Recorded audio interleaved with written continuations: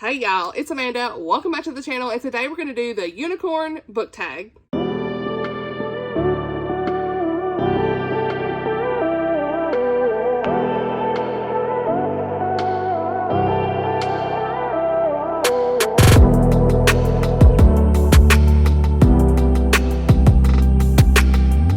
Y'all, so this tag was created by one of my bestest friends, Chrissy, over at Chrissy's Purple Library. I will link her video down below. Please do this tag if you have not been tagged yet. I know she tagged a lot of us lovely ladies on BookTube, and I would love to see this tag float around because it's so cute. It's just like Chrissy. She has so much fun and energy. She's filled with the joy of the Lord, and I absolutely love these prompts. They just exude all things Chrissy. So please take some time to do this tag if you can.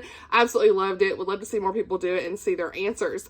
So first off, her video made me laugh so much. If you're not subscribed to her channel, she just hit 1K. We love it, sister.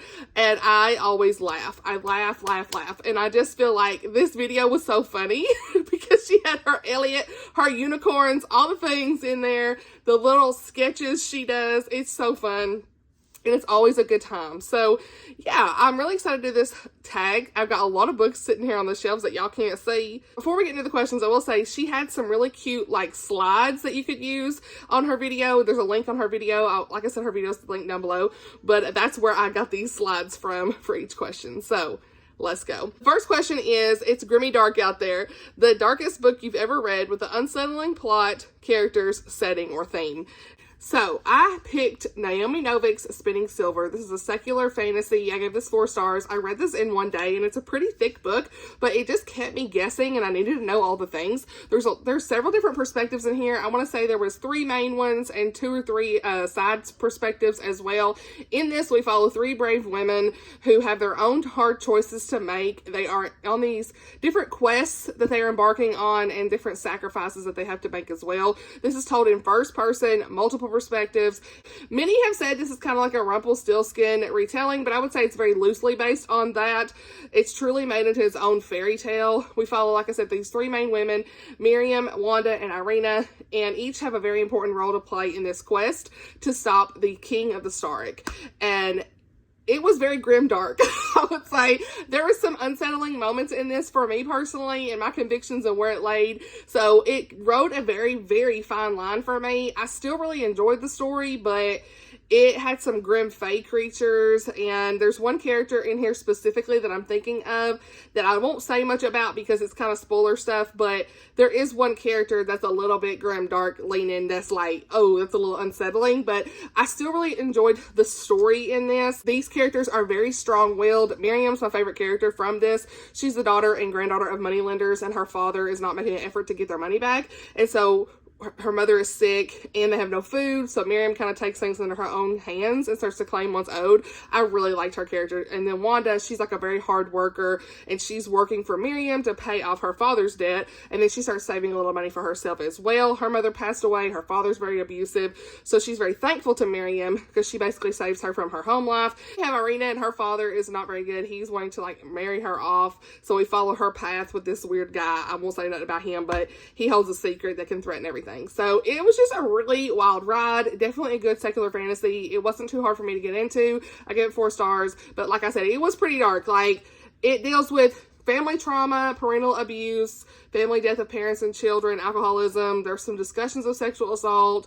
And like I said, there is a character in this that rides a fine line as far as darkness for me, what I was comfortable with, but overall ended up really enjoying the story for what it was. If this sounds like it's something that you are interested in reading and you're very sensitive to content, definitely check out content warnings on Google or something just before you pick it up. I would hate for you to like take my word for it and then you'd be like, oh, that was too dark for me. Everybody's going to land differently with this. So this is one of those that just, like I said, it rode a fine line, but I still enjoyed the story. So yeah. Plus, this is one of Chrissy's favorite books, so it's very applicable for this video. Appropriate, that's what I wanted to say. It's very appropriate for the video. You know what I mean. I was trying to find the word. So question number 2. When a hero comes along, your favorite hero and or heroine in a book. Okay, there we go. Uh-oh. We throwing books. Okay. I got a whole stack. Ready? Let's go. Rapid fire answers, because we don't want to be here all day, but I want to talk about them as well. So, Michael from The Maid of Ballymacul by Jennifer Dibble, he was just this really great protector guy. He was always there at the right moments. He is definitely one of my favorite heroes in a Christian historical romance. So good. We all know that Sam from Lord of the Rings, look, Frodo wouldn't have made it. We already know. I always bring him up when there's a hero question because he's the ultimate hero in my mind. Grace is definitely like a heroine for Roman in this. Like, Roman Velasco and Grace, they end up working together, and Roman is like going through a lot of things. Grace is also going through a lot of things, but I really feel like they kind of balance each other out. But more so, I feel like Grace was this character that really helped Roman along the way in faith and all these different things in this book, in The Masterpiece by Francine Rivers. So yeah, she's definitely a heroine for me. She's a strong mother figure as well, just trying to figure everything out and work hard and do what she needs to do, take care of her kid. And I just really liked her character. I felt like she was definitely a heroine in the story.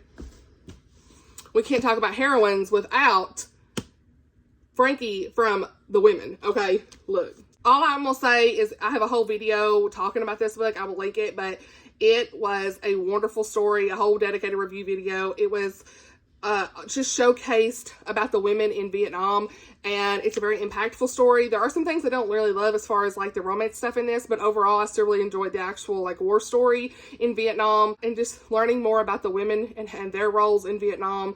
A lot of their stories were never told, and I really appreciated the story that Kristen Hanna told. So yeah, Frankie was definitely a great heroine, but also her friends. Look, Barb and I can't remember her name. Oh, I can't remember their names, but her two good friends. I know one was Barb, I'm pretty sure. But both of her friends were very good heroines in the story as well. It's a really good friendship group. When Frankie was falling apart, her best friends were there for her too. So that's why I say that her best friends also were good heroines of the story. So yeah, I highly recommend. Let's have some content warnings, so look it up on Google if you need. I do have a review that lists a lot of the content warnings in it. I will link it down below too. But yeah, it's a really great war story. Of course, Little Women, Marmee, she is the ultimate heroine, okay? Like, she really is a great mother figure, and she's always there with her girls and making sure that they're taken care of and teaching them, like, just what it means to be grateful and to help others, like, all these things, all these good moral things that needed to be taught to kids back then and still need to be taught today. Yes, she is the ultimate heroine. Hector from The Radiance of the Moon by Ashley Worrell. I feel like he was a really great hero in this book. He comes along. She's a widower. There's all these things happening with her, and like, you know, he kind of steps in, takes responsibility, and just does what needs to be done. And it was just a really great Christian historical romance. All right, so those are my heroes and heroines for now. Okay, question number 3. Who's your best friend? Favorite animal companion read in a book? Now, for me, it has to be Rain from Rain by Anna Martin. This dog was always there. It was just her faithful companion. And when he goes missing in a storm, she, our girl, Rose, I was like, what's her name? Rose, she takes upon herself to make sure she finds her dog. And she ends up doing like the right thing in this story. And I absolutely loved seeing her growth in this. She's an autistic character, and I really love that representation as well. As an autism mama, love this story so much. It's a great middle grade story, so highly recommend. Question number 4. There's My Unicorn, a book with a magical creature or cute animal on the cover. Now, I could have had some of these for the previous question, but we're going to go on with it. I do think that the dogs in the Gone to the Dog series, number 1, they're really cute on the cover. And number 2, they're just the greatest in the story. This has a lot of dog rescue elements, veterinarians, all of that good stuff. It's a really good time. And so first we have Off the Chain. It's just so cute. And then Dog Days of Summer. Love it. All the shenanigans with these animals. Barking Up the Wrong Tree. The Bark of Zorro. Who's spray painting them dogs, huh? Every Dog Has His Day. And I still need to read this one, New Leash on Life. So, I think those are really fun, cute, cozy mysteries, Christian cozy mysteries that don't have any deaths. They're all surrounding just like missing animals and things like that, or who's spray painting Z's on the dogs, that kind of stuff, and dog rescue organizations and stuff like that. So, and family elements, friendships. It's just a fun series. So, yeah. And then as far as creatures go, actually, wait, I do have one more.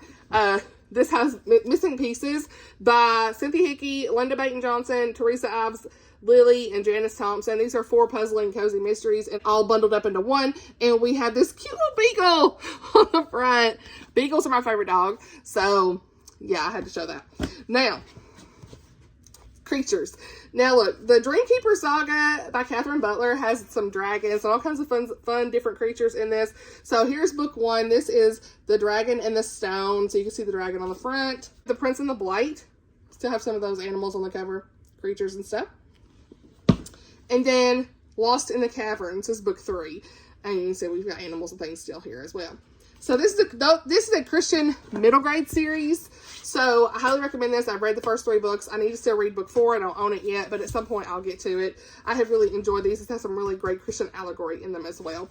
So, and finally, we've got Samara's Peril, however you say it, I still don't even know. But by J.L. Knight. This is book 3 in the Ilion Chronicles. And I see dragons, okay? So yeah. That is my answer for that question. So, question number 5.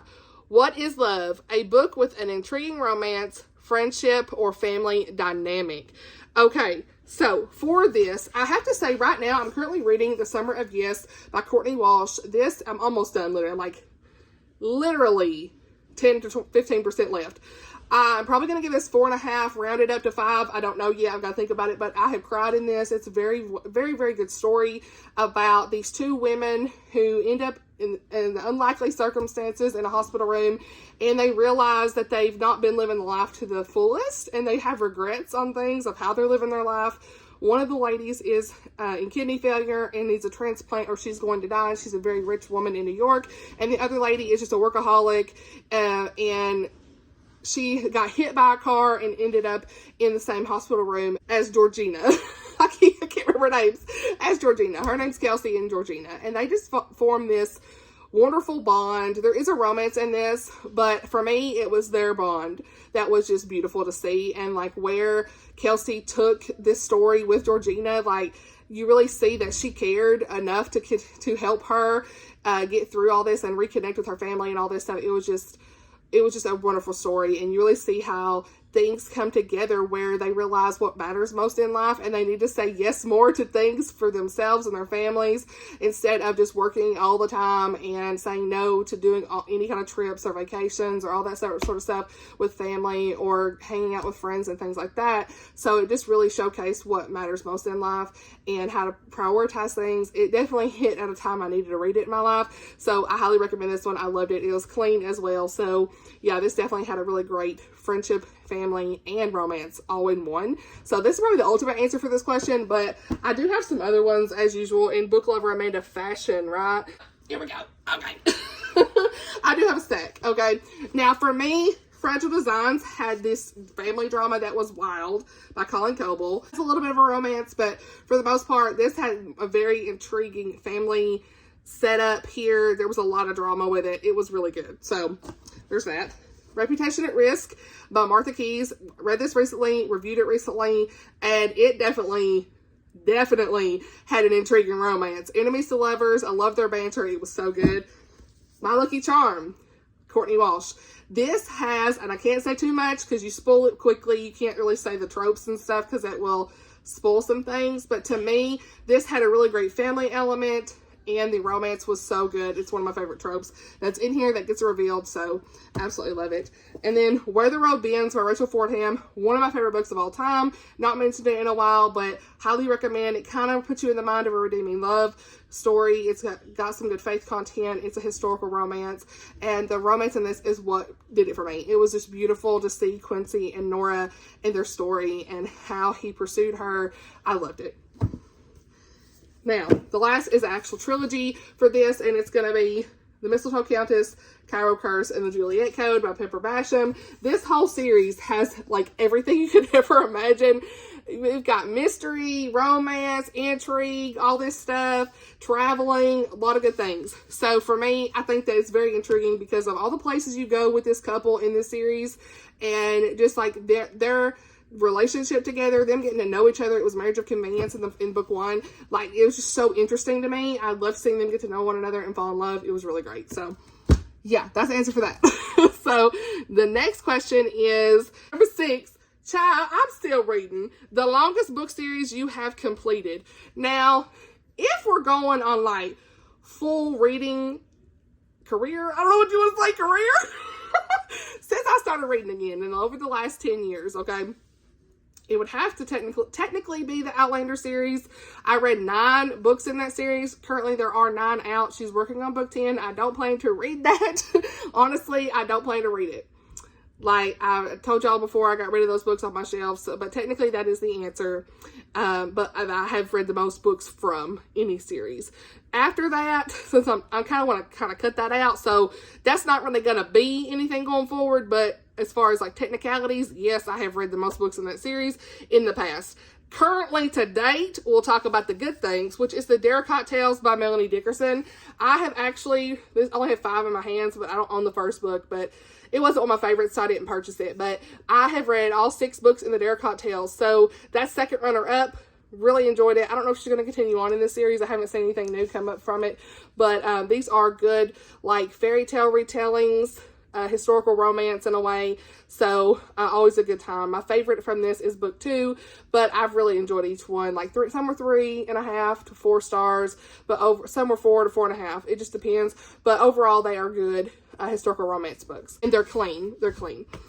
Question number 7 is Color Mixup, a book that is genre bending. Now look, I have to say the same thing Chrissy said. That was 7.5 Deaths of Evelyn Hardcastle by Stuart Turton. I still honestly am just like her. I don't know where this is. Is this magical realism? Is this historical? Is this mystery? Is it... I don't even know what this is. It's just there's so much in this that makes you think, and you really don't know where it lands. It just is on the back fiction, and I think that's where we're going to have to stick with it because there's so much going on in this story. Love this book. I gave it 4 stars. Read it last year. Lots of twists and turns. Highly recommend. I mean, that's all I can say. You need to physically read it. Don't be sitting here trying to audiobook all that because there's a lot of characters and a lot of things. So, yeah, that was my answer for that. I didn't really have anything else on that. I'm sure I could really think, but... we're going to go on. Now, question number 8. Bet you didn't see that coming. A book with a surprise plot twist or red herring. Now, look. All these right here. Well, actually, that one goes for another question. But, I think, was that it? Yeah, that's it. So, we got 4 books here. I feel like If I Run by Terry Blackstock had a lot of different twists and turns I didn't see coming when I first read it. Would I be able to catch on today? I don't know. This was one of the first Christian romantic suspense series I read when I first started my channel, and I absolutely loved it. Since read this series in like 3 or 4 days. It was that good. Okay. And then we've got Heart of Red, Blood of Blue. Let me just say the twist in this. The ending. Look, Rebecca Belliston is the author, and let me just say, she knows how to tell a story. I need her to write more. If she's wrote more, I haven't seen it. But I love this. This was like a girl was on the run. There's a kingdom to save. It's a Christian fantasy series. Standalone. It was so good. I absolutely loved it. It's one of my favorite books. All right. Then we've got When the Day Comes by Gabrielle Meyer. The twist in this, you all already know. I didn't see it coming, and I sobbed like a baby. That's all I'm going to say. And again, then I think The Murder of Roger Ackroyd definitely has a twist that I didn't see coming at all. Didn't pick out who did this at all. One of my favorite Agatha Christie books that I've read to date. Not that I've read that many, but hey, still favorite. So, question number 9. Do you know my name? A book with a misunderstood character. I think Rose from Rain is definitely a misunderstood character. We got Addie from A Kind of Spark. She is definitely misunderstood by the teachers. She's autistic, and they just don't understand her, and they need to get to know her and understand her needs. She definitely was misunderstood in this one. The teacher in this, like, honey, I was ready to throw hands with her. I definitely feel like Clea from Focused by Alison Gerber. She has ADHD. She definitely felt misunderstood by a lot of the kids in this book, and it was a really great middle grade story that a little Amanda definitely felt seen in. So, highly recommend this if you've not read it. It definitely gives you a perspective from the ADHD side of diagnosis and working through your issues in school and things like that. So, question number 10 is That's Wild, a book with an unbelievable ending. Need I say more when I show you The Good Sister? All I got to say is the shock I had with this. I had a reading vlog for this, and y'all could just see the immediate reactions. I was like, what? Definitely one of my favorite mystery thriller, psychological thriller books. I don't read a lot of these because usually there's content in this I can't read, but in this one there was a little bit in here that bothered me, but overall I still really enjoyed the book and gave it 5 stars because of the ending and where it went. I just didn't see it coming.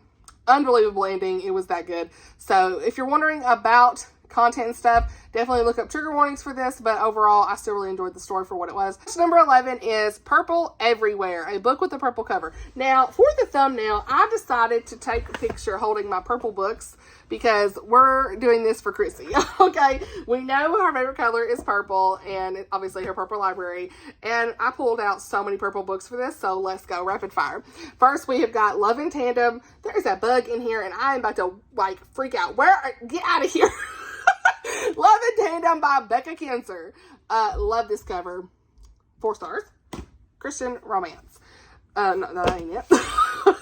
Return to Boone's Hollow by Kim Vogel Sawyer and The Librarian of Boone's Hollow by Kim Vogel Sawyer. Love these. These are Christian historical romance books. I gave both of them anywhere from 4 to 5 stars. I want to say I gave them 5 stars. Can't remember, but I cried in the second book. It was so good. So highly recommend Christian historical romance. And then we've got Twilight at Mornington Cross by Abigail Wilson. I've not read this one, but look at the gradient. Yes, absolutely love this. It is a Thomas Nelson, so it's probably a clean Regency England story, historical romance type stuff. So I love Abigail Wilson's writing, so I really want to read that one. Then we've got Sweep, the story of a girl and her monster. The purple on this is also like a gradient color as well. So this is a middle grade story that I plan to read next middle grade March.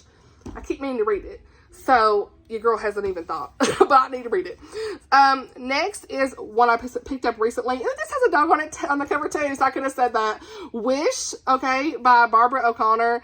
I love the beagle on the front cover. It's one of my favorites with the animal on here, but I've heard that she writes really good stories. Love the sky with the purple gradient and all the different colors for the sunset or sunrise, whatever that is. Beautiful. Then we've got Wedding at Sea, okay. Look at this. Another sky purple gradient. Love it. This is by Melissa Tagg, and it is book 3 in her Muir Harbor series. Need to read book 2, but book 2 is sitting over there on my TBR shelf, so we just grabbed book 3 because I got to read it. Same for 24 and 24. But this is a Christian contemporary romance series. Then we've got Summer in the Spotlight by Liz Johnson. Another sky that has a purple gradient turning into pink and yellows and all the things. Yes, we love this. Christian contemporary romance series, book 3 in the series. Really enjoyed that one. Then we've got Aberration. This is by Kathy McCrum. It's a Christian, not fantasy, sci-fi. Okay, this is book 2, I think. Yeah, it's book 2. I can tell by the cover. This is book 2 in the Recorder series, or Children of the Consortium series. I'm butchering everything today. But I love the purples on this. But very spacey. Definitely looks like a Chrissy book just because she loves space and Star Wars and fantasy sci-fi. So I had to pick this one too. The planets, all the things on the front. Yes. The Vault Between Spaces by Chana Schroeder. Not read this one yet. This is one I picked up for like $5 at McKay's on a whim. So, but it is published by Enclave, so it's a Christian fantasy. Don't know how much faith content's in this or not, but we love this cover. That's all we can say. It's like giving all the things space. So, yep. And finally, Wistress. This is kind of like a blue to purple hue. Lots of different colors here, but it's one of my favorite covers of all time. Absolutely love this. With the different designs and the swooshes and the water and the leaves and all the things. It's beautiful. So, yeah. Now, question number 12. Show your true colors. The Lord made you beautiful. Show a stack of books with the unicorn colors. Purple, green, blue, yellow, pink. Feel free to only show your favorite color or mix and match the colors, whatever makes you feel good.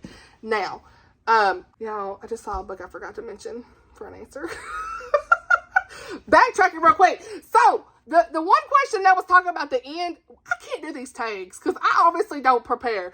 But I did say the one that had the ending that was like unbelievable, Powerless by Lauren Roberts. Look, if you know the ending, what?